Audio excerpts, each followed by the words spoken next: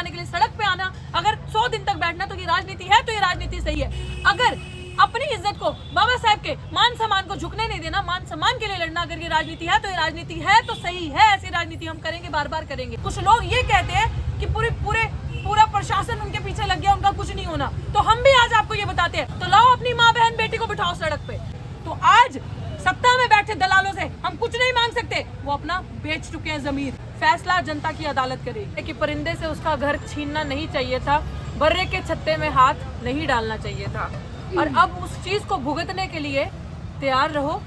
पंगा तो तुमने ले लिया है और उसका इस चीज को शुरुआत तुमने करी, इसको आगाज तक, अंजाम तक हम पहुंचाएंगे।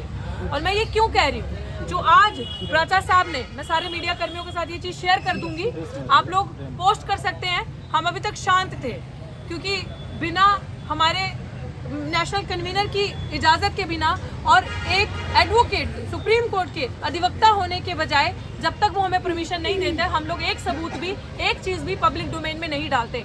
और आज 100 दिन, उनको नहीं लगा था कि 100 दिन तक, हमें लगा था कि पता तो था कि दलितों की इतनी जल्दी सुनवाई नहीं होती, लेकिन एकदम स्ट्रैटेजी के साथ जिस तरीके से चीजें तय होती गई, ये सबूत आपको देना बहुत जरूरी था। क्योंकि मेरे को आज ये चीज बोलनी पड़ रही है और दुख इस चीज का मेरे दिल में, एक भी चीज का मुझे नहीं लगता इतना सा भी 1 इंच भी मलाल है इस 100 दिन का। इस 100 दिन में जो हमने प्राप्तियां करी है वो आपके सामने बैठी है कि आज एक शिक्षिका जब अकेली इस धरने पे एक बैनर के साथ आई थी, और आप देख लो आज स्टूडेंट का साथ, अधिवक्ता, मुझे नहीं लगता कि 1 इंच भी सर हम गवाए होंगे और 1 इंच भी पीछे हटने का सोचा होगा। हम हर दिन मजबूत हुए, हर दिन हमें हमारी मंजिल क्लियर हुई है। ये सबूत जो आपको दिया, क्योंकि कुछ अराजक तत्व, कुछ लोग ये कह रहे, हाँ अभी बहुत सबूत है, कुछ लोग इस चीज को, इस पूरे आंदोलन को ये कह के बदनाम करने की कोशिश करें कि यार राजनीति हो रही है। भाई अगर राजनीति हो रही है तो लाओ अपनी माँ बहन बेटी को बिठाओ सड़क पे, बिठाओ 100 दिन तक सड़क पे, तो हम माने,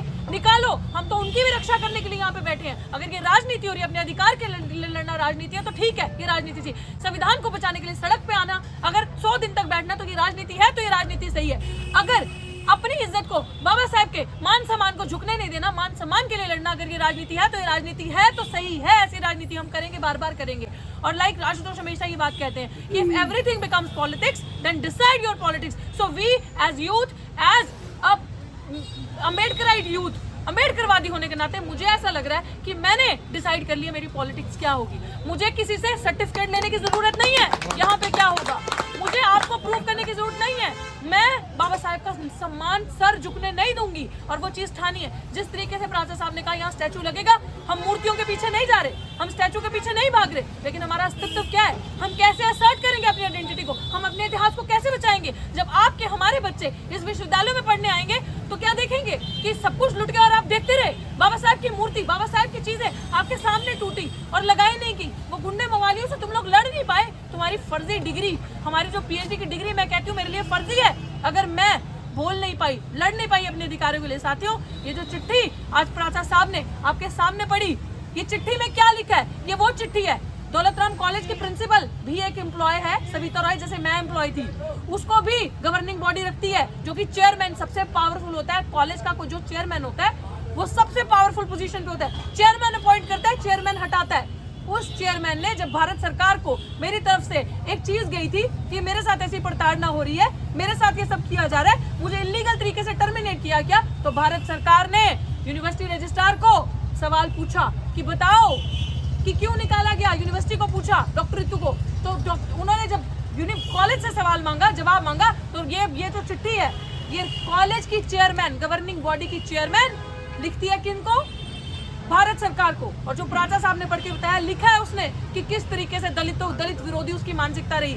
जिस पहले कॉलेज में वो एक टीचर, आपको मैं हमेशा ये चीजें बोलती थी, लोगों को ये लगता था ऐसे ही ये लोग ये चीजें बोल रहे हैं, लेकिन हम तथ्यों के साथ, मैं बार बार आपको कहती थी कि हमारा ऑफिस, हमारा संगठन एमएससी मिशन से कभी भी हम लोग कोई भी बात, प्राचार्य साहब या हम लोग कोई भी बात बिना तथ्यों के, बिना सबूतों के पब्लिक डोमेन में नहीं करते हैं, क्योंकि हमारे पे बहुत बड़ी जिम्मेदारी है। हम अम्बेडकरवादी, हम सच्चे लोग हैं, हमें प्रूफ करना होगा, पब्लिक को जवाब देना होगा, क्योंकि हमसे अगर कोई सवाल कर सकता है वो जनता की अदालत, और आप पत्रकार हमसे सवाल कर सकते हैं। तो ये जो आज सच आपके सामने लाया, ये उन दोगले भगोड़े ऐसे लोग जो अफवाह उठाते हैं, उनके मुंह पे तमाचा है कि हम तथ्यों के साथ ये चीज बोल रहे हैं। और यूनिवर्सिटी वाले ये चीज देख लें और सब ये चीज देख लें कि ये सबूत दौलतराम कॉलेज की चेयरमैन ने दिया सरकार को कि ये जातिवादी प्रिंसिपल है। इसको पहले कॉलेज से इसलिए निकाला गया था क्योंकि वहां की एक प्रिंसिपल थी अनूना मौर्य, जो पहली प्रिंसिपल बनी एससी समाज की। एक ये टीचर थी, उनको इतना प्रताड़ित किया था इस औरत ने जाति को लेकर, और वही चीज मेरे साथ करी। ना जाने अन्य लोगों ने इतनी चिट्ठियां, ये जो आप धाराएं देख रहे हैं ना, जो प्राचा साहब ने लगवाई है कोर्ट में, ये धाराएं ऐसे नहीं लगी। ये धाराएं जो लगी हैं, ये पुराना जब उनका रिकॉर्ड निकाला गया, जब सबूत लाए गए, इस वजह से ये धाराएं लगी है जो नॉन अवेलेबल है। किसी धारा में 2 साल, किसी धारा में 7 साल की सजा है। बार बार क्यों बोल रहे हैं? क्या मुझे अपने समाज को ये चीज प्रूव करनी पड़ेगी कि मैं सही हूँ, मेरी लड़ाई सच्ची है? क्या मुझे ये प्रूव करनी पड़ेगी? 100 दिन हो गए, कुछ लोग ये कहते हैं कि पूरा प्रशासन उनके पीछे लग गया, उनका कुछ नहीं होना। तो हम भी आज आपको ये बताते हैं, होना नहीं होना, मौत तो होगी, उसके ऊपर कोई चीज है, पूरी दुनिया लग जाए, उसके पूरी दुनिया लग जाए। जब हमारी लड़ाई सच्ची है, हम सच्चे हैं, हम इसको अंजाम तक पहुंचाएंगे। ना कोई करेंसी बनी जो हमें खरीद सकती है, ना कोई डर बना, ना कोई धमकी बनी जो हमें डरा सकती है। मैं बार बार आपको ये चीज कह रही हूँ जो एग्जैक्टली और जिन लोगों को ये वहम है कि पूरी मेरे को ये पता, हमें ये पता चल चुका है कि वहां पे कुछ नहीं होना, तो आप अपना ये वहम आपके तक रखिए। अगर आप साथ नहीं दे सकते तो हमारे आंदोलन को छोटा मत कीजिए। और मैं ये चीज आपको बता दूं कि आंदोलन आज ये दलित समाज की, ये SC ST OBC Bahujan Samaj की विक्ट्री है कि आज हम यहाँ तक पहुंच गए हैं। 100वें दिन तक हमारी उपलब्धि ये है कि हम संगठित हुए। बाबा साहब ने कहा था organise, educate, organise and agitate, और हम एजिटेट करें बिना डरे, बिना सिर झुकाए, बिना कॉम्प्रोमाइज किए। ये हमारी जीत है। और हमने इस यूनिवर्सिटी में रहकर इन लोगों को दिखाया कि इंस्टीट्यूशनल मर्डर्स हम नहीं होने देंगे, हम SC ST का हक नहीं खाने देंगे, हम NFS नहीं होने देंगे। आज मेरे साथी जिनकी लाइनें पढ़ के मैंने आपको सुनाया, लक्ष्मण यादव, अभी भी आप नहीं जागोगे क्या? उस इंसान को प्रूव करने की जरूरत है उसके अंदर टैलेंट क्या है। 14 साल पढ़ाने के बावजूद 14 मिनट के इंटरव्यू ने ये डिसाइड कर लिया कि लक्ष्मण यादव उस पोस्ट पे पढ़ाने के लायक नहीं है। लक्ष्मण यादव जैसे प्रोफेसर को निकाल दिया। मेरे पास ऐसी सूची है, लिस्ट है ऐसे लोगों की जो SC ST OBC के लोग 20-20 साल से, 15-15, 14-14 साल से, 10-10 साल से इस यूनिवर्सिटी में पढ़ा रहे थे, निकाल दिए गए क्योंकि उन्होंने सर नहीं झुकाया। वो आपके अधिकार के लिए लड़ते थे, वो आपके लिए बोलते थे। उन्होंने सोचा कि नहीं, अंजाम कुछ भी हो लेकिन अपने समाज को जागरूक करेंगे, बोलेंगे। ये सजा है हम लोगों की।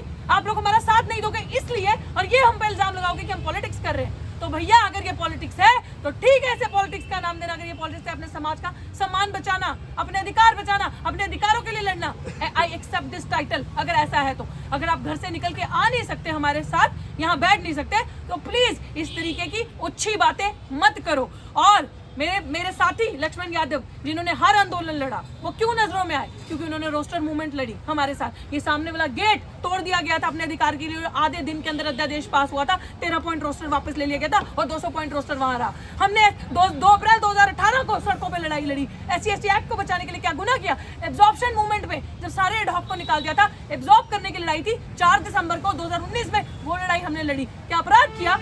क्या अगर किसानों की जमीन का चक्कर था, MSP का चक्कर था, उनकी लड़ाई हमने लड़ी? अपराध किया? शाहीन बाग में क्या मुसलमान हमारे देश के वासी नहीं है? अगर उनको टारगेट किया जा रहा था, और असली टारगेट तो दलित आदिवासी थे उसमें भी, अगर उनके जल जंगल जमीन के लिए, आदिवासियों के लिए अगर हम SC NRC की आवाज उठाई तो हमने अपराध किया। ये हमारा अपराध है, ये डेमोक्रेसी है, ये लोकतंत्र है। सिर्फ लोकतंत्र नाम का रह गया। एग्जैक्टली। और अगर ये अपराध है, ये गुनाह है, तो कबूल है, ये गुनाह बार बार होगा। और सर उठा के कोई बात नहीं, आप लोग ये चाहते हैं कि भगत सिंह तो हो लेकिन हमारे घर पे ना हो, तो ठीक है, हम लोग कुर्बानियां देने के लिए तैयार है, अपने सर कटवाने के लिए तैयार है। खोल दो अपनी जेलें। अगर हमारा कोई कसूर है तो प्रूफ करो। आप लोगों को पता है कि ये लोग सच्चे हैं। यही वो लोग हैं संविधान को बचाने की बात कर रहे हैं, यही वो लोग हैं जो सरेआम लड़ रहे हैं, इसीलिए हम टारगेट हो रहे हैं। साथियों, मैं अपने समाज से हाथ जोड़ के ये अपील करती हूँ। 100 दिन पहले मैंने ये बात की थी, मेरे लिए मोमबत्ती लेके नहीं आना। लो देख लो, एक और आपका साथी आज यूनिवर्सिटी से निकाल दिया गया क्योंकि वो आपके लिए बोला। उसने सामाजिक न्याय की पाठशाला चढ़ाई। प्रोफेसर रतनलाल का क्या कसूर है? क्यों? क्योंकि वो बहुजन समाज को जागरूक करते हैं, वो अधिकार के लिए बताते हैं। और प्रोफेसर रतनलाल का प्रमोशन रोक दिया। और ऐसे क्रिमिनल अंदर है। आपको क्या लगता है कि तोते का रटाया हुआ पाठ है जो हम हर दिन बोलते हैं? यार ये हमारे दिल का दर्द है जो हम बयां करते हैं आपके सामने। किससे मांगे, किसको सुनाए? जाके अपने समाज को ही बोलेंगे ना। मेन मीडिया तो हमें कवर नहीं कर रही, तो सोशल मीडिया के राहे आपके तक हम अपनी आवाज पहुंचाते हैं, तो ये दर्द किसको सुनाए? और आप ही लोग हमें इल्जाम लगाओगे, आप ही लोग हमारी बाहें छोड़ दोगे, हमें मजबूती नहीं दोगे। बोल दिया ना माननीय प्राचा साहब ने कि भाई 20% अदालतें आपको इंसाफ देंगी, 80% लड़ाई सड़कों से लड़नी होगी। तो हमें तो ये सिखाया गया है, हमें जो सिखाया गया हम उस पर काम कर रहे हैं। हमारी ट्रेनिंग ऐसे हुई है कि 20% कोर्ट पे जाओ, तारीख पे तारीख, तारीख पे तारीख, कहाँ जाएंगे हम? कहाँ से मिलेगा इंसाफ? जिस दिन तारीख लगती है, जज साहब छुट्टी पे चले जाते हैं। तो वेयर शैल वी गो? अगर बाबा साहेब हौसला छोड़ देते, अगर बाबा साहेब को किन लोगों ने, अपने आप से पूछो किन लोगों ने बाबा साहेब को हराया था, किन लोगों, आप हमें नहीं छोड़ो, हमें कोई परवाह नहीं है, वो तो उस टाइम की बात कर लो कि बाबा साहेब को नहीं छोड़ा था। तो बाबा साहेब के ऊपर इतनी सारी चीजें थी, इतनी सारी चुनौतियां थी, अगर बाबा साहेब हौसला छोड़ देते तो आज आप लोग इस विश्वविद्यालय में बैठ पाते, आज आप लोग समान का जीवन जी पाते नहीं। लेकिन वो आपके लिए ऐसा करके चले गए कि आज हम बोल पा रहे हैं, आप कवर कर पा रहे हो, आप सुन पा रहे हो। तो ये लड़ाई हमें कुछ नहीं याद आता, हमें एक ही शख्स, एक इंसान दिखता है कि कारवां बाबा साहब ने जिस तरीके से बढ़ाया था, जिस तरीके से लड़ाई उन्होंने चली थी, सब क्रूरतियों के बावजूद वो रुके नहीं, वो थके नहीं, वो चलते गए। अपना सरबंस, पूरा परिवार तबाह हो गया, उनका खत्म हो गया, लेकिन वो आपके परिवार के लिए, हमारे लोगों के लिए वो चले, डटे रहे और करा उन्होंने, और करके दिखाया। बोल के नहीं, संविधान के अंदर लिख के आपको आपके अधिकार दे दिए कि मेरे बच्चों को मेरा समाज बोला है, इनको कोई सताई नहीं, कोई प्रताड़ित ना करे। तो आज सत्ता में बैठे दलालों से हम कुछ नहीं मांग सकते, वो अपना बेच चुके हैं जमीर, वो हमारे है ही नहीं। लेकिन जो विपक्ष है, जो आप लोग हो, जो हम लोग हैं, क्या हम लोग एक साथ होकर लड़ाई भी नहीं लड़ सकते? और एक चीज और मैं कह दूं, शर्म करो भाई, तुम लोग बोलते हो मनुवादी मनुवादी मनुवादी।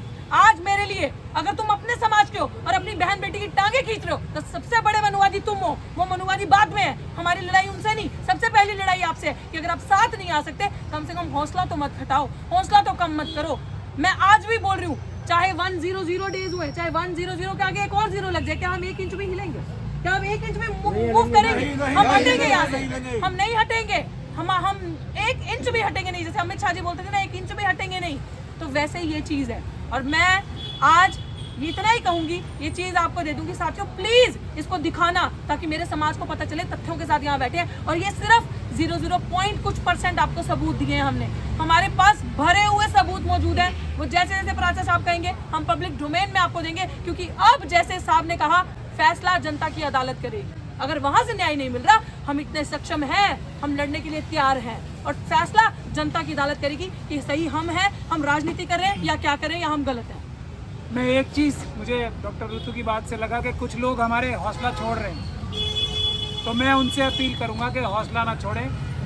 मैं आपको ये बता रहा हूँ कि डॉक्टर ऋतु ये लड़ाई जीत चुकी है, अपनी पर्सनल ये लड़ाई डॉक्टर ऋतु कब की जीत चुकी है। अगर जो लोग हौसला छोड़ रहे हैं ना, और ये लग रहा है उन्हें कि हमें कुछ नहीं मिल रहा, डॉक्टर ऋतु को ये यूनिवर्सिटी बार बार ये रिक्वेस्ट कर रही है इनफॉर्मली कि आओ, हम तुम्हें किसी भी कॉलेज में नौकरी दे देंगे। लेकिन ये आप हौसला रखो कि डॉक्टर ऋतु की इंडिविजुअल लड़ाई तो जीत चुकी वो, लेकिन डॉक्टर ऋतु क्या कह रही है, मुझे नौकरी नहीं चाहिए, मुझे न्याय चाहिए। और न्याय डॉक्टर ऋतु अकेले के लिए नहीं होता, वो सबके लिए होता है, सब प्रताड़ितों के लिए होता है। तो लड़ाई डॉक्टर ऋतु जीत चुकी है, हौसला ना छोड़े कोई भी, बुज़दिली ना लाए अपने मन में, हम लोग लड़ेंगे।